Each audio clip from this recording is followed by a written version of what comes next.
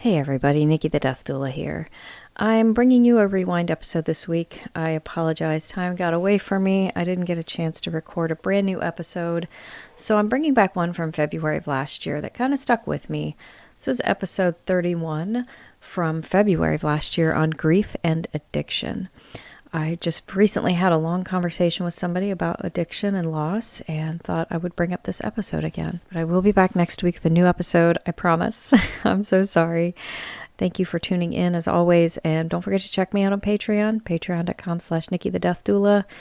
If you join my Patreon, you'll get grief affirmations in your inbox twice a week, access to my podcast a week early, and for my higher tier patrons, you'll get a shout out on the podcast. So yeah, come check it out.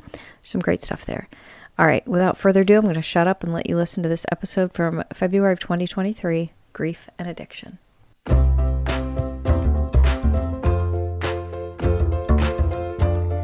Hello, and welcome to Good Grief, the podcast dedicated to demystifying and destigmatizing grief with compassion and humor. I'm Nikki. I'm an end-of-life doula and a grief coach in Columbus, Ohio. And today we're going to be talking about grief and addiction. This topic I chose for a myriad of reasons. It's one that's been kind of sitting on the back burner, but it's also one that's been a little close to home for me. And we'll get into that in a bit. But I stumbled across an article one day very recently, and I thought, dang it, I'm going to hit this one. I think it's time. The title of the article, it's from the whatisyourgrief.com website, and I will link it in the show notes. The title of the article is, I Did Not Kill My Husband. You can find this person that this article is about on Instagram at I Did Not Kill My Husband. So we're going to put that aside for just a second. That's your little hook to get you interested in my podcast in this episode. We'll get back to that to find out why we're talking about not killing our spouses. Spoiler, it has nothing to do with killing our spouses. But anyway, so this, like I said, this is one of the subjects that's hit close to home for me. I've lost multiple people in my life because of addiction in one way or another. Out of respect of privacy, I'm not going to share any specific stories because I have not asked permission ahead of time, so I don't feel comfortable sharing anyone else's story without their permission. But I have lost people close to me to addiction, and it is awful in a lot of ways. So we're going to talk about this a little bit. The grief surrounding addiction, not only for the addict themselves, but also the people around them. Because let's face it, that's affecting everybody. Addiction does not only just affect the addict, it affects everyone around them. And even people they don't know. Anyway, we'll get to that. So before anything else, and I'll say this a few times in the episode, if you are struggling with addiction and you need help, there is a confidential hotline that is available 24/7, 365, and they can refer you to treatment, give you information for both individuals and families who have mental and or substance abuse disorders. Okay? And that phone number is 1-800-662-HELP, HELP, or 4357. So again, 800-622-4357. There's also an online treatment locator. If you just Google, substance abuse help, it'll come up. You can also send a text message. Send your zip code via text message to 435748, which is help, the number 4, letter U, help for you. Okay, now let's get on with it. So let's start with grief for the addict themselves. Now, a lot of times, I'm not going to say all the time, and every addiction case is different, right? Just like every grief is different. So everybody has different parameters surrounding their addiction. So we're not going to generalize. Please don't do that ever. That's not okay for anything, but for this too. Let's not generalize addictions and addicts because they're not all the same. But the addict themselves, a lot of times the addiction begins because of either some type of mental health crisis or some other crisis that's going on in their life. A lot of times mental illness plays a part in this. So just keep that in mind when we talk about addiction. A lot of times it's not just somebody saying one day, I'm going to start doing drugs or alcohol. That's not how this works. Okay? So just want to get that out here at the beginning. So, and sometimes people start addictions because of grief. There might be, they've lost somebody. Somebody has hurt them. There's some type of grief involved and they move towards, I've talked about that in previous episodes about like, if you need a glass of wine, have a glass of wine. But if this is a problem, don't do it. Turning to drugs or alcohol to work towards your grief is not a good idea. Okay? But it happens, and sometimes it turns into an addiction. So, now we have an addict who is working towards sobriety. Yay, that's wonderful. What often is not understood is that their grief is going to play a huge role in their recovery. What kind of grief is there? We're getting past an addiction. Yay, that's a good thing, right? Well, there's going to be grief involved with that. There is loss involved, and there's the obvious, well, they are losing whatever their addiction was, be it, painkillers, opioids, alcohol, hard drugs, whatever it is, they're losing that drug and the feeling it gave them, the escape they had that came along with the use of that drug. There's also loss of ritual. A lot of times there's a ritual in drug use. There's certain behaviors that happen. A lot of times I hear that when people quit smoking. A hard thing they have is, they would have a group of coworkers that would all go out at 2 p.m. to have a cigarette together. It was like a nice little social time, and it was a little ritual. And a lot of times that's a loss, right? And along with that, next thing, addict relationships. You might have a relationship you have with somebody just because of an addiction. And this doesn't have to be drugs and alcohol. There's gambling addictions, right? And there's sex addiction. So you might have partners involved with a sex addiction, okay? Obviously. And gambling addiction. Maybe you have that buddy, you go to the casino every weekend, and that turns into every day. And this is when it becomes a problem.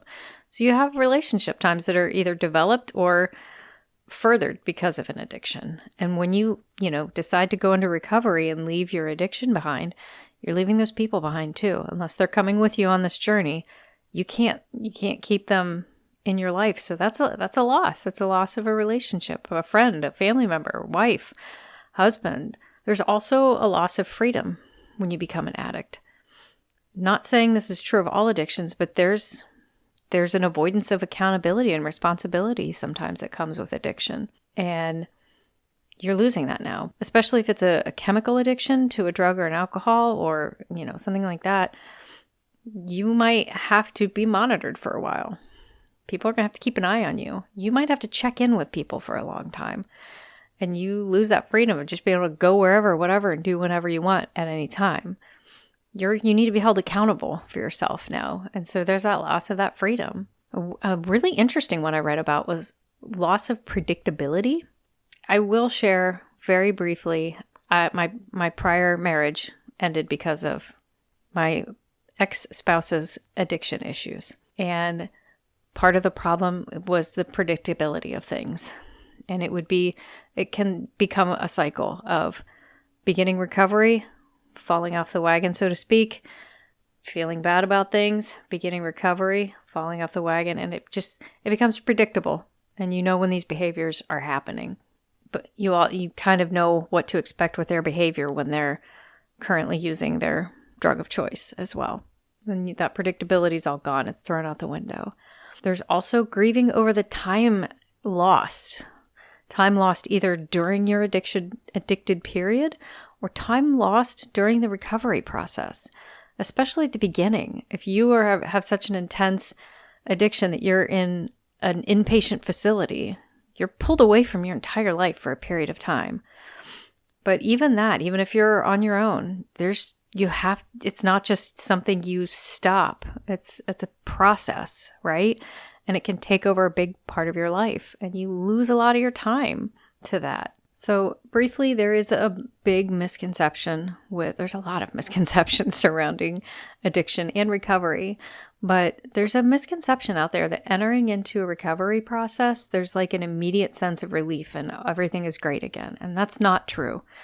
At least not always. It can be, but it is a process, and it is a process that continues on day after day after day after day, from day 1 to day 40 billion. I was just having a beautiful conversation with a friend of mine who, hi Marianne, she helps run karaoke in different places around town, and they had a weekly karaoke at the Dry Mill, which, if you're not from Columbus, there was a bar that opened up downtown that was a dry bar. It was a bar with non-alcoholic beverages, and it was such an amazing place for people who are alcoholics, that they could go and have that bar experience and sing karaoke and, have that whole thing without the alcohol, right? And she got to meet so many great people doing her karaoke there that were addicts. And a lot of times they would put their name in for their song, and they'd put their name and then a number after that, which is how many days sober they were. And I won't share her stories. That's not my place. And I don't know those people. It's not my place to share their stories. But there were some beautiful stories there of people who had a lot of hope. And it was great that, unfortunately, the Dry Mill closed. So if you're looking for it, I'm sorry. It's no longer open. But yeah, it is a process. And if you ask somebody, I know people that have been sober for a decade at this point, and they're sometimes longer. I have a good friend who has been sober for, probably coming up on 20 years or so. And that's amazing. And even they'll tell you, like, today I still have to think about it. It's not something that ever goes away. It's a daily struggle. So yeah, there is a sense of relief, but also not really. There can be a sense of dread and grief. Okay, so there's another article I read that was a summation of multiple research done, and there are links to the actual studies in this article, which I will link in the show notes so you can click away and follow the trail of all the links to the studies. But it was talking about grief and substance use and how grief and addiction are concepts that tend to be intertwined quite a bit. Most of them come from complicated grief, which we haven't gotten into that yet. I do have on my docket somewhere to do an episode on complicated or compound grief, which is just basically when you got a whole lot of different things all mixed together into a nice little soup of grief. But a lot of times that plays a role in both the beginning of an addiction or with addiction together. But something I found very interesting was that there was a study with patients at a treatment center in Spain trying to determine the presence of complicated grief, and found that it was more frequently present in drug-dependent patients versus their control group, non-addicted patients, and that the presence of complicated grief in the drug-addicted patients was 34.2% in comparison with only 5% to the control group. So complicated grief is all over when it comes to addiction, and a huge, huge, huge part of it. Like I said, I'll link this. I'm not going to go through the whole article because that would be boring, but it is very fascinating. Another point they brought up, they found in a study, was that bereaved children seem to be at an elevated risk for substance abuse later in their life. Specifically, or particularly, mostly children who had lost both parents or suffered losses of their parents between the ages of 6 and 18. Those people were much more likely developing a substance use disorder. So, yeah, grief makes people do crazy things. Not saying this is crazy, but anyway, again, I definitely recommend checking out this article. There's an interesting table at the very bottom of this article from the studies of the percentage of participants who experience certain situations at each time frame. Time frame being prior to their substance abuse, while abusing, and then upon entering recovery. And the situations are things like divorce of your parents, physical abuse, witnessing a crime or violence, loss of support, divorce, job loss. These are all griefs, right? Loss of relationships. It's very interesting to see some of these numbers. So I highly recommend taking a peek at that.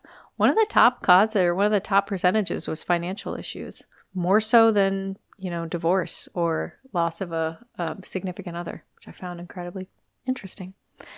So a lot of that is grief for the addict themselves. So what about the families and family members and other people around, the loved ones surrounding the addict that have griefs themselves because of this loss? Well, there's the obvious, you've lost And this goes in a line a little bit with ambiguous grief that I talked about a couple episodes ago, where you've lost somebody who's still there. You have lost this person. They are not the person they were because there's this addiction now and everything around them has changed. So we talked a little bit about that in that episode. But so there's that. There's also loss of, if it's a significant other, there might be a loss of income because they're not working anymore or they're using all their money for whatever their addiction is, especially if it's a gambling addiction. There's a loss of financial stability. So all sorts of things like that. But the article I referenced at the very beginning of the episode, I Did Not Kill My Husband. This was incredibly fascinating to me because it was the story of Annie Parker, who is the person behind I Did Not Kill My Husband. She had lost her husband to alcoholism. Prior to that, she had pulled her family away from him. They had children together. And there was just a big disruption in their life because of her husband's addiction. And now he has died. So just kind of summing things up, she lost her husband. Even though their relationship was strained and not really present anymore, she still lost her husband. She lost the father to her kids. So she's suffering that grief alone. She also is now the mother of 2 boys who have lost their father. They had, in a way, lost him prior to this, but she is now a single mom of 2 children. But the hardest part of all of this is she became the victim of blame of his death. A lot of his family blamed her for his death because she wasn't, quote, there for him, and she wouldn't put up with his alcoholism. And he died because of that, is how they phrased it. And so now she has to defend herself through all of this. And that's where this whole concept came from of I did not kill my husband. Because it was not her fault. But you have to, if you look at both sides, his family was obviously very distraught by the loss of him, right? And a lot of times when there's a sudden loss or a traumatic loss or a tragic loss, we're looking for blame. We want to blame somebody for this awful thing that happened. And it was easy for them to blame her. Like I said, I'm not going to share too much details because it's not really time or place, but I had to end my first marriage because of his addiction. And I'm sure he blamed me for a lot of his issues past that. And I don't even want to think about what he told his children. He has 4 children. So I had stepchildren. And honestly, that was the hardest part. That was a huge grief for me because we had partial custody of his youngest daughter. We had her every weekend and a big chunk of time in the summer and Wednesday evenings on occasion. And she was very much a part of my life as much as he was because she was there all the time, and she was such a beautiful girl and I loved her dearly. And I had to walk away from all that, and that left her behind too. Spoiler, she and I are connected again and we're very good friends. So good things do come of this. And we both understand what happened. She's an adult now and we both understand what happened there. But that was a huge grief for me, was not just losing. I lost my husband, right? But I also lost a stepdaughter.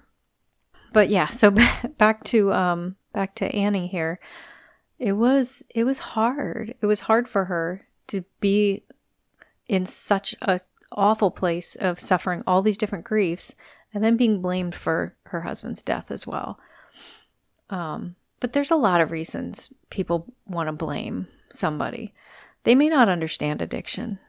I don't fully understand it because I've never been an addict myself. I don't fully understand what it's like to be an addict. I understand a lot about it. I went to Al-Anon meetings for years and I've done a lot of research on this, but I've never been there. So I can't fully understand it.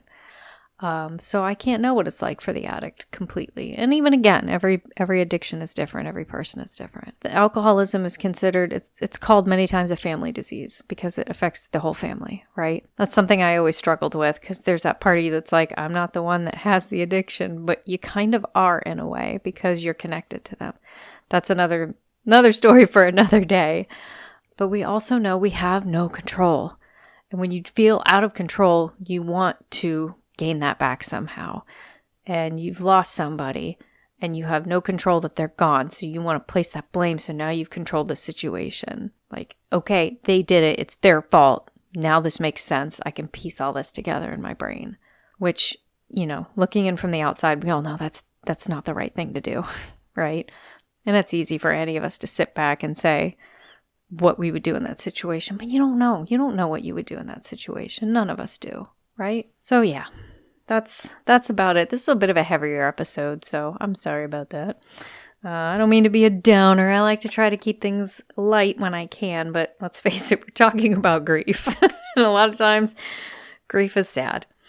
Yeah, so that's grief and addiction. I could obviously talk more on it, but I encourage you to, look into it a little bit. And if addiction is something, I'll say it again.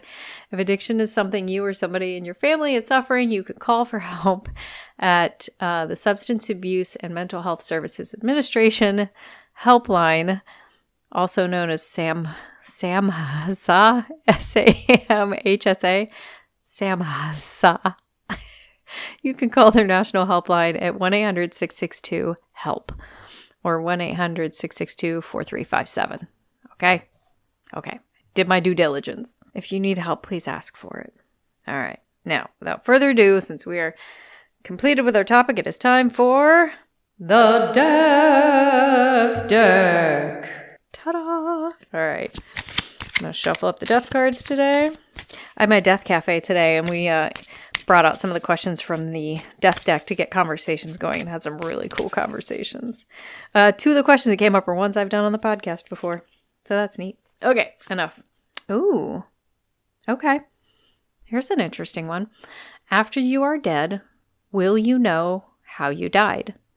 And this one has multiple choices. You can just answer that question as is, but A, yes, I'll have access to lots of information in the afterlife.